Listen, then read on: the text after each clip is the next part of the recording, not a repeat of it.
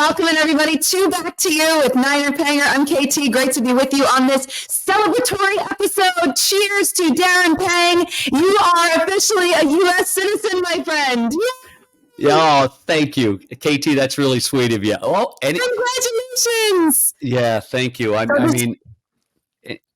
Actually, you don't really think about it when you've been in the United States for such a long time. And I've been you start off going to training camp in 1984, and I think it's a P1 visa worker, and then eventually you morph into trying to apply for a green card or a resident alien card at that time. And I remember, guys, I applied for that just as I was retiring, and I didn't know that my career was going to come to an end with my knee injury.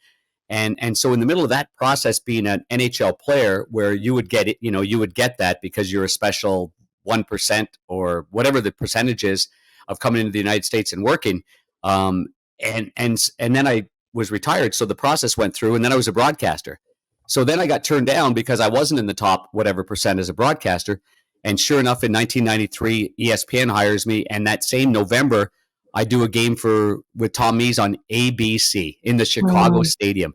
And I remember my lawyer, my immigration lawyer at the time, he said, you got to take some pictures of you with an ABC mic flag. And once we started formulating some of the national games like that, then I was able to reapply and get in as a broadcaster. So, man, that's a long time ago. I think that was 1996. And then, so Lynn and I both being Canadians, it is important to solidify our U.S. citizenship. And you guys know that, Tyler and Sam were married. Were born right here in Chicago. Yeah. And now, they're married. Now I've got, 5 little granddaughters, and just for a lot of different reasons, we needed to get this done. And so we're really proud of it. It was really an unbelievable experience, to be able to do it. We've got lots of pictures, but they don't really like the pictures, I don't think, going out there. I don't blame them too much, but show us the letter you have there that you just showed us before we came on the air. The White House stationery. I mean, this is the coolest thing. I love that. Oh, dear fellow American, that's amazing. Yeah, and I will say this, that Judge Blakey in the Chicago courthouse was really, he made it real personal. He made it real. Speaking of what the past have given up for the freedom of the United States, and making sure that even in a moment in which we were being sworn in, that this was not something taken lightly. This was not taken for granted. Many before us have died and fought for the freedom, and know who you're voting for. You got to remember, I haven't been able to vote anywhere. I haven't been able to vote in Canada. There's an election coming up in a couple months. Yes. That'll be your first vote. My first vote. I'm going to be influential. Gosh, you better be. Mickey Mouse all the way, Panger. Just. What was the first thing you did after you got sworn in? Did you guys go for a nice celebratory dinner? Well, it was actually, yes, it was in the morning. So my immigration, the company that I use is phenomenal. And Tom Arkell actually he's a hockey player. He's very experienced in hockey, went to Notre Dame. Oh, okay. And they were just incredible to work with. And so we went out for dinner the night before. He came in from Bloomington, Illinois, and then we were able to get to know each other a little bit more. And then in the morning, get there early, and then there was a little delay. And then next thing you know, I mean, we're literally in the judge's room where he's preparing for this huge case, and all the paperwork is all over, just like what you'd see in the movies, you guys. I said that. I'm like, this is like in the movies. But here's a guy that's making big decisions, and still has the time and the calmness to explain to us and to put us through this really incredible moment. So yes, awesome. This is great, huh? That is great. So what was the process like for you, Panger? Like, I know you mentioned years and years ago, you started this, but what have the last, 12 months, 6 months been like? I mean, the paperwork, the quizzing, like, what do you need to know about the United States to be qualified as a U.S. citizen? Because at this point, you probably know a heck of a lot more than I remember from studying all of U.S. history in kindergarten and high school. Okay, so the quiz, the quiz. Okay, so have you ever taken this to get ready for the actual? Okay, so let's go to. Oh God! I know. It's okay. Like, have I ever taken it for fun? Yeah. No. Okay, question challenge. I Shall feel we dumb go? enough on a daily basis. What is the name of the Speaker of the House of Representatives now? Oh boy. Okay, I remember this because he works for a lot of different networks, and he's a former NHL player that's now an analyst. And KTU and I have worked with him many times. I drove him nuts one night in Chicago after I couldn't stop laughing. What is his name? Mike Johnson. Wow. Oh! I thought you were meant. Okay, I got confused. He was using the analogy. Yeah. See, that's how I there. So That's I how went you through remember this. it. Oh, well, Wow. you got to give us multiple choice. I mean, I could do multiple choice. Okay, Not me. I missed that day of class. Famous Name last one. word. Okay, name one right hand only for United States citizens. Freedom of religion, run for federal office, attend public school, freedom of speech. One. What is it? What's the Name question? one right only for United States citizens. Oh. Okay. One right only. Yep. I think I said one right hand. So Yeah, you did say one right hand. That's why I got confused. I know. So freedom of, this is what Lynn and I were going through and studying and Okay, so it's freedom of religion, freedom of public school, or right to public school, attend public school, freedom of speech, run for federal office. freedom of speech. Freedom of speech. That's wrong. Oh, What? Great. Run for federal office. What? I'm okay. So Wow. I mean, yeah, it's a right, but it's also freedom of speech. I didn't even see freedom of speech on there. Oh my God, this is hard. I got to tell you, you I have waved to the white get. You're gonna have flag. to edit this episode. This is not good. You're making us look dumb, Panger. Yeah. Well, wait a second. I only know it because I've got it right here. Oh my goodness. And you don't get. Listen to this. Then when you're there and you're there with an officer and there's no multiple choice. He just asks you the question. So Wow. one particular one, I was 8 short of the number. It should have been 435, and I said 427. And he said, if you added 8, what would it be? And I'm like, well, it'd be 435. You know what I mean? Nice. Yeah. But we all understand that these are tough questions. You guys are Very born and tough raised in the United questions. States. So, Well, we're yeah. born and raised here, but at the same time, I mean, these aren't questions that come into our daily, everyday. I mean, we're very blessed that we have a lot of rights in the United States. And I guess I don't Right. think on a daily basis we'll eliminate one of these or which one is. And here I am thinking freedom of speech is a right. I guess it's not. The term I'm interpreting is incorrect. So I feel very stupid, Panger. Thank you very much. Cheers to that. Ditto. Yeah, didn't mean to do that. Didn't mean it No. whatsoever. Well, you asked what I think the history of our great country, I think it should be retaught multiple times throughout our lifetime, just because it's so valuable. It's who we are as a nation. A lot of the times, it's taken the other way, and now people are trying to get rid of certain elements from our history. But the past is the past. It happened. It's there for a reason. It occurred for a reason, and we either grow from it or we take the best things away from it and grow. But yeah, I think it should be retaught many times in our lifetime, or at least reread books about it so that we are more apt to answer some of these questions, Panger. Yeah. Well, because you asked, because that's the process of going through it and studying for the first exam to pass that. And I believe you have to get, I mean, it's not that difficult. You have to get 6 of 10. Yeah. So once you get 6 right, you're good. You're basically off and running. And then they set up the time in which you go get sworn in. And so that's exciting time. Even the judge said that. He says, like, I'm in the middle of cases. A lot of people don't like coming here to the courthouse for various reasons. But today is a day that he was very excited. You could feel it from him. He was a genuine person, and he was very thoughtful in the way that he addressed Lynn and I, and taking the oath as well. He was good. He was only going a couple of words at a time in long sentences, so it was perfect. So, and Lynn and I stood there with our right hand out and right there in a courthouse. So that's cool. The process. And then obviously, then yesterday, and then now it's about getting the passport, and you give up your green card. So you're dual citizen Canadian, then? and yes, Canada's one of the. So you would do a U.S. passport, is that correct? Or what? Why? Yeah. Why would you switch? Can you can you have Canadian as well? Yes, you can. Oh, so okay. you don't have to relinquish. Some countries you do, but in in Canada you don't. So you can maintain a dual citizenship. Yeah. So and there's a lot of reasons for this too, guys. In that, I don't want to get into it too much, but you've got, let's say Lynn and I have a couple properties in the United States, and we're not citizens of the U.S. And I pass away, and Lynn doesn't work here. So what happens when the green card expires? Yeah. Where's she at? What happens with property? Does it go into probate? Does Canada kind of? So there are a lot of reasons why. I mean, athletes like myself, guys that have been here, I think the thing that we could encourage players, even if they're just starting, to get your green card status. Don't think that you're going to play in the NHL or do whatever it might be because you're based in the United States for a long time. Dive in, you're paying the taxes, and then get your green card, and then 5 years later you can apply for U.S. citizenship. And we just took a lot longer. The window's 5 years.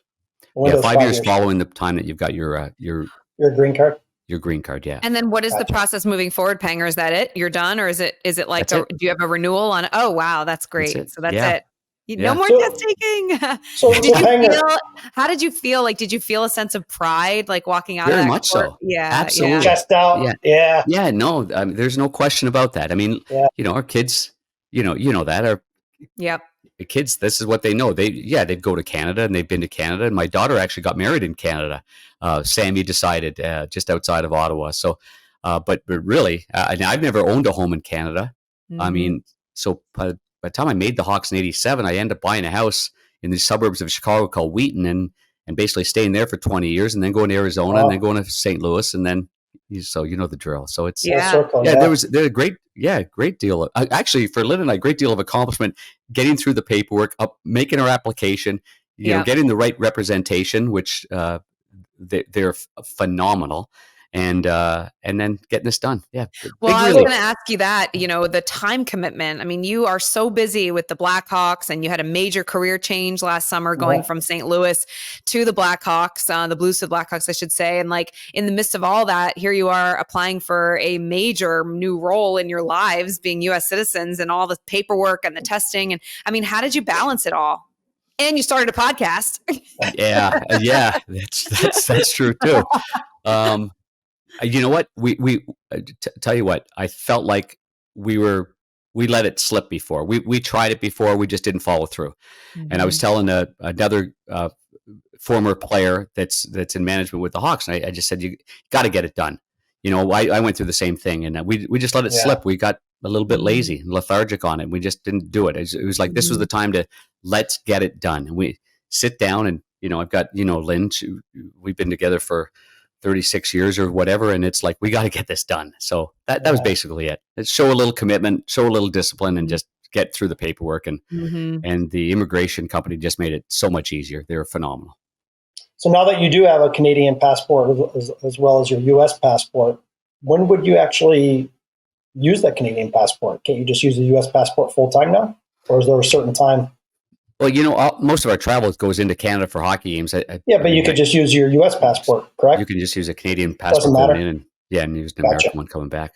It's not illegal to do that. If it is, then delete this. Yeah, and then you won't be stopped at all. You got both green lights right into the country and coming back. Yeah, that's funny. And you guys probably go through the process of even getting Nexus. And then maybe even getting clear, getting TSA and all that. So the paperwork that goes through with it. It's they know. And I had a working visa when I was working at the NHL Network in Canada for 3 years. Commuting up to Toronto from Boston. Right. I went through the whole process. They thankfully handled it on their end because I was hired by them, and the studios were supposed to be in Connecticut or New York. They weren't. So in the meantime, they had to commute me up to Canada, and it was a grind because all that paperwork had to be done by opening night. And then one year we did not think we would be in Canada any longer. And I did have to go up and do a show. My visa had expired, and they caught it at immigration. They said, well, you've had a working visa here for 3 years that was expired 6 months or 8 months ago. Why are you coming back into the country to work? And it was like, I don't know. Here's the number for the NHL. But and it was quite a process. I got held up at the border for hours and hours, almost missed the show that night. Thankfully, the NHL, was able to do what they do. But it's a thing, it's why are you coming into this country to do a job that someone else can do, is essentially what it is. So Yep. Yeah, I was very fortunate to have a lot of that taken care of on the NHL side, all the paperwork and everything. But certainly they watch it, and they're making sure that that they're dotting their I's and crossing their T's, and yeah, it's good. But it's all good. It's all for the right reason. So. Oh, absolutely. It absolutely is. I mean, you've got to have a permit to go work in a certain country, and that's the way it should be, and that's why you have to go through the process and be a good person. And I told the judge that I will never be back here again. Yeah. So getting out of this country. But, well, speaking of countries, we got here we are now, and good thing my passport will be ready by the time the playoffs begin. And I'm sure, Canada right now is, there's some teams here. We're talking about Edmonton. We're talking about Vancouver. You're talking about Toronto. Yeah. There's this is going to be heavy duty. Winnipeg. Oh my goodness. Winnipeg, they're darn good. They're darn good. How about the Washington Jack Capitals Adams nominees out of those teams too? You've got Tocchet, you've got Rick Bowness, all of these coaches that have turned around these franchises in a span of a season. It's unbelievable. But this is such a fun time, you guys, for watching hockey, because every single night we are looking at those standings, and it's just grabbing a hold of those wild card spots. But I find that yes, the Canadian teams, and I think it's Canada will be very happy if they get a handful of teams back there in the playoffs. It's been tough the last couple of years, but they're clicking, and they're good. I always think about the Canadian broadcasters, because the last time Canadian team won was '93, was the Montreal Canadiens. There's been some hopes along the way. I did my first national final was Vancouver and the New York Rangers, and working with Bill Clement and Gary Thorne, and I was the sideline, kind of did a lot of goalie analysis in that series, and so. That was a great hope right there. The Toronto Maple Leafs, a great hope before, LA beat them in that 93 series. And then, I don't know, I just think that I always think from the broadcaster's point of view, because when it's in Canada, when Calgary and Tampa Bay in 04 were there, it's not like all of Canada is backing up the Calgary Flames. I think people miss that a little bit. They still love their teams. Toronto Maple Leaf fans love Toronto. They don't like maybe Ottawa, or they don't maybe like Edmonton, or whatever it might be. Edmonton fans might not like Vancouver fans. I get that. So once they're in, it's not like everybody's like, oh, we've got the Canadian flag just rolling for everybody. But from the broadcaster's point of view, it's needed. It's necessary. Yeah. What drives ratings? That does. We always talk about original six teams, or big cities, or big markets. That's what everybody in the United States on the television side, they cheer for ratings. Yep. But man, it'd be nice for Canada to have someone represent them in the final and maybe even win it all. So of those teams, I'm curious, Panger, what do you think of Winnipeg? Because this is a team that we've certainly been talking about a lot over the last couple of weeks and where they're at in the standings. But what do you think? Are they a team that could really make a run here? Or would they be a team that would get run over by, let's say, a Colorado or a Vancouver, some of the teams that have been a bit more powerful over the course of the entire season? They're a good team. I know that seems real simple, but they're mature. They're solid from their own zone. The way they get the puck out of their own zone, they don't seem to spend a whole lot of time. They got a great goaltender, obviously, in Connor Hellebuck. They probably will win the Vezina Trophy. We don't vote on that. The GMs vote on that, by the way. The broadcasters just vote on the Jack Adams Award. But we all have our opinions on it, and so can Winnipeg? Yeah, absolutely. I think with the change and the evolution of the other leaders, now what they've got to go through is maybe a little adversity, in the playoffs. They went through it in 2019.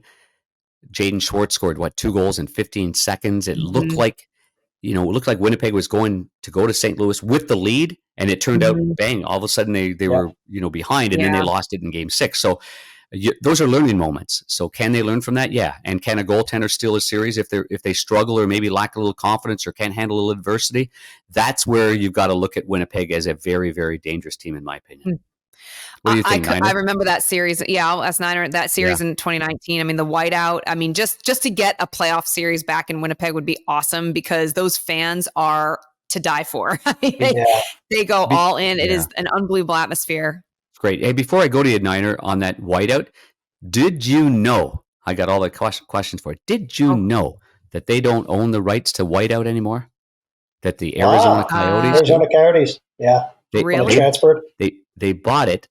I was going to say, does Penn State own the rights to it? No, actually, Penn State used it, and the Coyotes challenged them, and they let Really? them do it for one game. Interesting.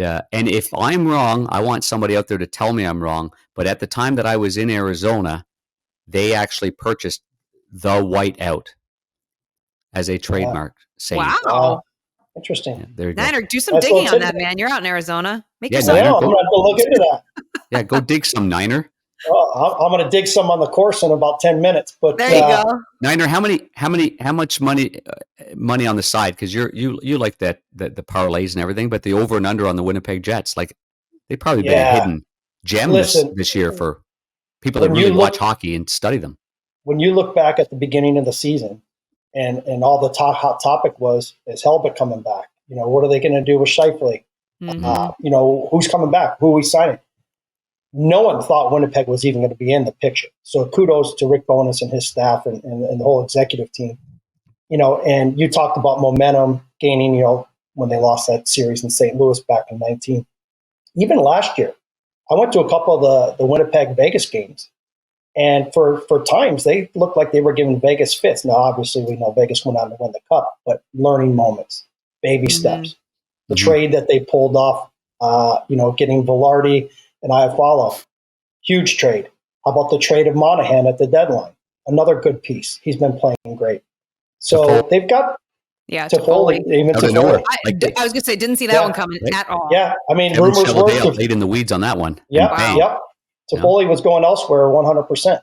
Yep. So they're doing a great job, and it's going to be a tough matchup. I mean, obviously, being in that division, who they're going to have to go up against, depending on where they finish here. But, there's going to be so many great playoff topics. Can Nashville catch them? Can Nashville catch them? The story. Andrew Burnett's got to be up for Coach of the Year as well. And there's he's come out of nowhere. So many out there. Yeah. But, that's the Roman Josi effect down there in Nashville, right? My gosh, boy, does he have that team going right now. What is it, 16 in a row with a point? Yep. There's culture change over there, and KT, it's culture change. You get Luke Shen in there. You get Ryan O'Reilly in there. All of a sudden, Philip Forsberg's a more consistent player. Roman Josi doesn't have to do it all himself. They grind, they check pucks back, they do all the little things. I would not want to face them in a playoff series. Maybe they don't win, but man, are they going to make it hard on you. Up too. Yeah, and exactly. Their fourth line, maybe as the league evolves and guys get older and teams change a little bit, there was the Clutterbucks of the Islanders with Matt Martin. There was the Ryan Reeves. I remember back in St. Louis back in the day, there was so many different teams. That fourth line with McCarron on the Nashville Predators, they have a lot of responsibility, and they are good, and they will be something to reckon with in the playoffs for me anyway. So they got a lot. Yeah. They don't score a lot of goals, but they check a lot of goals against, which is great. And do you think that you have to have a good fourth line to win a Stanley Cup? Because when you think back to the most recent team, like a really good, like the Merlot lineup in Boston when they won the championship with Sean Thornton and, Daniel Paille, and they were just grinders, got under your skin. Like that's what I think of when I think of really good fourth lines. And I think that is a big key component when you think of, you need the flash of a good team, but you need a solid fourth line, outstanding goaltending, probably two outstanding goaltenders to survive the length of the playoffs, right? Would you agree with that? I agree. I totally agree with you. You take it a step further. I mean, what team that's won the Stanley Cup hasn't had four lines? Mm-hmm. 4 lines. I mean, and even a fourth line, energy line or antagonistic line, they still have to be able to play. Their fourth line center still has to be able to win a faceoff. Even Nola Chari and Corrali in 19. I know they lost in Game 7, but that was a responsible line for Bruce Cassidy. On the other end of it, Craig Berube had Alex Steen, he had Sonny, he had Sundqvist, and he had Barbashev. And they checked and they started a lot of games. They went up against other teams' best line, so you couldn't really call them. Depending on how the ebbs and flows of the games, are they a fourth line? Are they energy line? Are they a check-in line? But when you've got a line that's accountable and dependable like that, you can go a long way. And I think you need to have it because the star players, they're not. We don't have like Wayne Gretzky's right points in the playoffs. Yeah, they can get shut down real easily too in the playoffs. Yeah, take it back to the 90s with Detroit grind line. They're still famous. Grind line, big line. Yep, absolutely. So, I mean, I think, anyway, so that, like, does Toronto have that with them to go far? Florida certainly has had a 4-line attack, which has been impressive. Boston, they'll need some support from the 3 and 4 hole as well. You go down the list, Vancouver. Carolina's just really solid, huh? Love their team right now. By the way, did anybody watch the Blues and the Blues and the Vegas Golden Knights in a basically a must win game for St. Louis? Yes, on the NHL Network. On the NHL Network, yes, and the penalty shot by Buchnevich, a guy that you would want to have a penalty shot in overtime, and unbelievable save by Thompson. Fake shot, shift to the left, go low glove. I'm wondering if he forgot that he was a wrong-handed goalie. Lefty. That's a low stick play for him. Yes. And the look on his face when that glove caught it by Thompson was like, oh, shoot. He catches with the other hand. And but that's, I mean, that one, instead of that being, a 2-point difference, it becomes because it went in overtime. It's a 5-point difference. 5-point difference, yeah. So herein lies the 4-point game right there. Yeah, that's right. But, so that gives Vegas a little breathing room as well. Panger, what do you make of the argument? We had this on the NHL Network last week for the Calder. And, I say Connor Bedard has it. It's by a landslide, I think. But obviously there's the favor argument and, the questions about number 2 maybe going number 1. What do you think Connor Bedard is still the hands-on favorite to win the Calder? I do. What did he miss 14 games for an injury, right? Just 14? He missed 14 games, and there's been others that have missed a little bit more. I think Pavel Bure was a good example. Cale Makar, McDavid missed 30 and didn't win it. But I do believe, because the way he came back from that, right? KT. I mean, he's a 2-time Rookie of the Month winner, and a NHL Second Star of the Week. Mm-hmm. He's also going to probably win it again. He's probably going to take home March as well. So, I mean, I know where people are talking about, and I know that people are saying, well, he's a -30 something. Yeah, they're focused on the minus stat. And that's always a fair argument. He's also on the ice when you pull a goalie because he's a top player, and I think they've given up 15 empty net goals. So that goes part of your plus minus, that people kind of don't talk about that a little bit. They'll say, oh, that guy's even. Yeah, well, he's not on the ice for the extra attacker. And they gave up just a ton. It might be 12 or 13 or 15 empty net goals. So I'll say all that. He's also the number 1 centerman on a team that's not a playoff team. So the other teams they check him to death. Mm-hmm. He doesn't go against the other team's youngest player because that's what the other coach is going to say. Hey, let's do this. No, he gets the Ryan O'Reillys and he gets the top guys. He gets the Marchands and whoever it might be. So, all of that and what he's done. Yeah, I would say Connor will win the Calder Trophy. The 5-point night, KT, I think he said he took it like this. He just put his hand on it and he said, that's mine. I'm gonna grab this one and I'm gonna go the other way. And the other thing too is, and I know this doesn't have anything to do with winning the award, but he's done a great job of being an ambassador to the game. Mm-hmm. He hasn't just slid in the background. This kid does so many things, and with a smile on his face. Even when he was hurt. Even when he was hurt, going to the All-Star game, being a part of it, but not being the main show. He's not a sideshow Bob guy. He's a real legitimate, takes a lot of responsibility in the responsibility of being a great ambassador, like he has seen through his own eyes, his heroes in the game. So no, I'd say he wins. Faber's awesome. Just love him. Love the way he plays. I love the kid. And, and I think the overall game, could you say that he's had a better overall season and had maybe more responsibility to PK, the power play on it? I would say yes. Yeah, he's averaging over. But I'd say that Connor deserves. I'd say that Connor is going to win the Calder Trophy and deserves to win the Calder Trophy. Excellent, love it. I agree with that statement. Yeah. Where are you playing today, Niner? Playing Scottsdale National. Yeah. Got my beautiful. Actually, I don't know if you can see that or not. Nice. Johnnie-O from Las Vegas Country Club. Bought that at Las Vegas Country Club last week. Wait a second, you got off your wallet and bought a shirt? Oh, it was on sale rack. Sale rack. Just kidding. I asked him if I could use the code. What is the code, The KT? Johnnie-O code. Oh, speaking of, we got Johnnie-O. It's the March coupon for 15% off for our listeners. So it's back the number 2, you, and the month March, all one word, for 15% off at johnny-o.com. Also, if you're looking for new clubs, our friends at MIURA, always the best irons in the game. They will also offer 15% off MIURAgolf.com. And that is back the number 2, you, and the number 15. So some giveaways here, 15% off. That's a lot given, certainly the cost of a club, of an iron, and any of the Johnnie-O's merchandise is awesome. You'll love it. I got my special JO hat on too that I bought. Oh, that's nice. I like that. I like that fluorescent tone with the rope detail. Very nice. Got the JO right in there. Yeah, wow. digging it. That's sharp, big boy.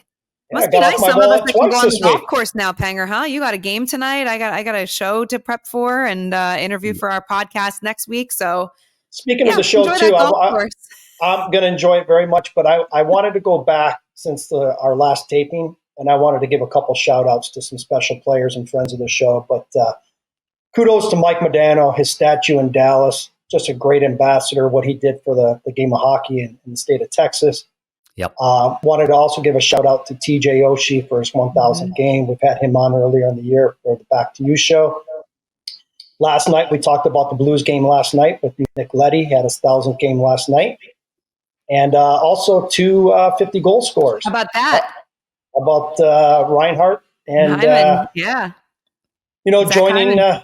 and Zach Hyman. What a player. I love that kid. And joining, Austin Matthews in the 50-goal club this year. So just want to give a couple shout-outs. Those are great shout outs. And we had Modano on the show on the NHL Network, and he was just still beaming, 3 days later from that ceremony. It was so awesome. And I love Mo because we all know him well, and he's an emotional guy, and he wears his heart on his sleeve, and he did as a player too. And just seeing, the joy it brought him to see that statue, and the fact that there was bad weather in Dallas, so they moved the whole ceremony back inside. Yeah. So they unveiled the statue inside instead of outside, where where it will stand, forever out in the concourse there outside. But he said that was even better because all the fans were inside cheering him on, and it was a standing ovation for like over a minute for him. It was great. So really well deserved. Here's to Moto, one of my favorites of all time. And gotta get him on the pod. Yeah. I texted him actually yesterday, so we're gonna try. Yeah, I know he's busy, but Minnesota's trying to get in the playoffs. He's working for Minnesota now, but maybe when the playoffs begin, we can get him on there. Maybe I shouldn't have led the text with, am I caddying for you in Tahoe this year? Maybe I should have just said, do you want to come on the podcast first? Exactly. He hasn't won in Tahoe yet, has he? No, he's come close. I think he's had a top 3 finish.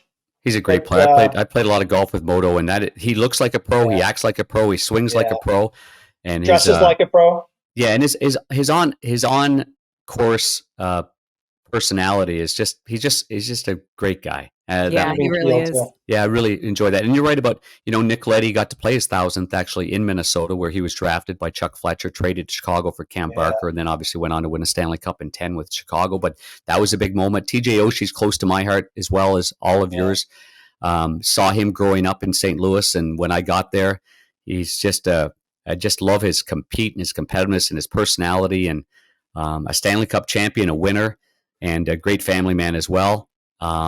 And then the 50-goal scorers too. Zach Hyman to me that's special. You never know if you're going to score 50 again. And I'm not saying he's a one-trick pony, because he's not. He's a hard-working, crash the crease, not a rush player, not a guy that's going to overly dangle you. He's not going to go toe drag in. He's just going to go to the front of the net, and that's why he complements that line so good though, because he's the guy that's going to retrieve the puck. He's going to do the dirty work in the corners. Yeah. So that's and for Sammy Reinhart at scoring 50, being an unrestricted free agent, I'm going to say this with all due respect: he's a better player than I thought he was. I didn't think he could play the kind of game that he's playing in Florida on a consistent basis, but he's even better than that. He's better. He's shorthanded. Power play, 5-on-5. Paul Maurice will tell you that he's like a second, third, fourth coach as well. Ask a question, you get a good answer. The guy thinks hockey. He's a really, really good person. And for a guy that doesn't skate all that well, he still gets to the spots that he needs to get to, and he's strong on pucks. He never gives them up. So that's well done, Niner. Good shout out, buddy. A couple more milestones, I think, are on the horizon Jonathan Marchessault, another UFA, soon to be this summer. I believe he potted his 39th in overtime last night. Yeah, he sure did. So he's going to be definitely getting 40, if not 45. Wonder who he goes. Yeah. Yeah, no kidding. Big free agent. That's a Conn Smythe Trophy winner. He's always got that. Yep, Conn Smythe. Yep. That's on the resume. Yep. Yeah. Well, maybe they got it in the cards to keep him. They'd be silly not to, but we'll see. Find someone else to put on the long-term IR. No. Yeah, exactly. Until it's, you know what? And I'll say this, and I'm not being a smart ass, but until it's illegal, I mean, the NHL monitors the injuries. And it never will be illegal. The players will never agree to that. It'll never be illegal. Everyone's just mad that they figured out how to master it. Yeah. Well, you got to be the smartest one in the room, right? But at the end of the day, too, though, you've got a guy on long-term IR in Stone, and you've got Hurdle. I mean, they're not on the ice right now, and they're fighting for their playoff lives. Mm-hmm. Yep. So there's always that. Can't pull them off, right? Like they're not there. So put you guys on the guys that are spot playing right have got to win for Vegas to get into the playoffs and give them a chance for those players to be players when they're taking off. As of today, right now, who would be your cup winner? Cup winner? Cup winner, both of you guys. Who would be your cup winner as of today, right now, the way the teams are playing? Don't have one. Yeah, that's a hard one. I mean, have one. I just think we're seeing too much influx, I feel like, with each team, right? I mean, I think, you look at the East and you're like, all right, well, it could be the Rangers, it could be the Bruins, it could be Florida. But I mean, look at what Florida did to Boston last year in the first round, and that can happen. Yeah. So I hate making predictions. I just can't wait for these playoffs to start because I just think these matchups are unbelievable. They're just going to be, it's the best time of the year, as we all know, but this year just feels a little bit different, with the powerhouses. There's just so much dominance. There's not like a clean cut favorite. I don't think in the East or the West. There's a couple really solid teams, and then the rest, I would say, in each conference that will be a playoff contender at least. But I'd say 2 to 3 from the East and the West could easily win it. I'm going to go back in history, and I'm going to go to the 1996 final, and we're going to replay it in 2024. Nice. What's that? What was that final? 96. Yui Krupp scored from the right point on John Van Beesbroek in Colorado, Florida. Overtime. Florida and Colorado. Boy. There you go. Johnny Van Beesbroek, my hometown native, St. Clair Shores. There you go, big guy. There you go. All right. All comes back to Michigan. All comes back to Michigan. Eventually. Yeah. Love it. Well, Panger, congratulations to you and Lynn. We are so happy for you. You're buying drinks the next time we see each other. Yeah. Look at that. The White House When's in that getting Washington, D.C. Darren and Lynn Pang are officially U.S. citizens. Yeah. That should be on the wall behind you framed for the next episode. Yeah, there you go. Absolutely. Well, thank you very much. On the golf course today. Keep up the great work, you two. Travel safe. All right. Yeah, 2 of us have to work on this podcast, right? Yeah. Oh, yeah. Well, I got a good one tomorrow night. TNT, Boston at Tampa Bay. Nice. Ooh. We'll be watching. Okay, gang. Have fun. Keep up the great work there, safe KT. travels, everybody. Good to see you guys. Swing low with the mirrors, Niner. Okay.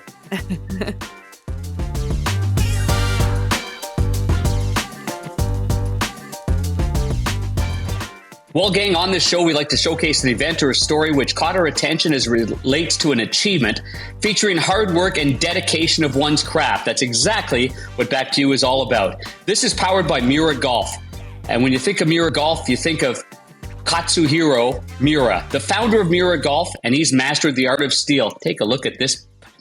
That's hand forged, baby, right there. That's what this is all about. Every forged club is handcrafted at the factory in Himeji, Japan, where Miura's meticulous process and attention to detail highlight the family's unwavering pursuit of perfection. And if that isn't Back to You, I don't know what is.